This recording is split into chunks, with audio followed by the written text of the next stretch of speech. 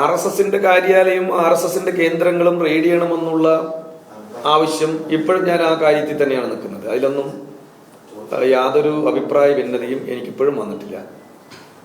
കാരണം മറ്റൊന്നുമല്ല, ഇപ്പോൾ ഈ സുരേഷുമായി ബന്ധപ്പെട്ട കേന്ദ്രം RSSന്റെയാണ്. RSSന് സ്വാധീനമുള്ള മേഖലയാണ്. സുരേഷിന്റെ മുൻവശത്തെ വീടാണ് BJPയുടെ മണ്ഡലം പ്രസിഡന്റ്. ഞാൻ ചോദിക്കട്ടെ, നമ്മുടെ എല്ലാം മുൻവശത്തെ വീടുകളിൽ അത്യാവശ്യം കാര്യങ്ങൾ നമുക്കൊക്കെ അറിയില്ലേ? അവിടെ നടക്കുന്ന ഏതെങ്കിലും വഴിവിട്ട കാര്യങ്ങൾ നമ്മുടെ വീട്ടിന് മുമ്പിൽ തന്നെ നടക്കുമ്പോൾ സ്വാഭാവികമായും നമ്മളൊക്കെ പ്രവർത്തിക്കുന്ന ഒരു പാർട്ടിയാണെന്നിരിക്കട്ടെ, ആ പാർട്ടിയിൽപ്പെട്ട ഒരാൾ തന്നെ നമ്മുടെയൊക്കെ തൊട്ടടുത്ത വീട്ടിൽ താമസിക്കുന്ന ഒരാളുടെ കാര്യങ്ങൾ സ്വാഭാവികമായിട്ട് മനസ്സിലാക്കുമല്ലോ.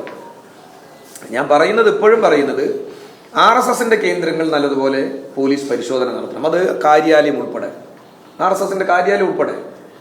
പിന്നെ അത്തരം കാര്യങ്ങളിലെല്ലാം എന്തുകൊണ്ടാണ് പോലീസ് ചെയ്യാത്തത് എന്നുള്ളത്, ചെയ്യില്ല എന്നുള്ള അഭിപ്രായം എനിക്കില്ല.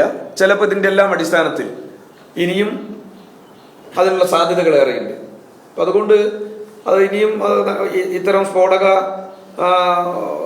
മാരക സ്ഫോടനം നടത്തുന്ന ബോംബ് ഉൾപ്പെടെ കണ്ടെത്തിയ നിലയ്ക്ക് അത്തരം കാര്യങ്ങളുമായി മുന്നോട്ട് പോകണം പോലീസ് എന്നുള്ള അഭിപ്രായം തന്നെയാണ് എനിക്കുള്ളത്.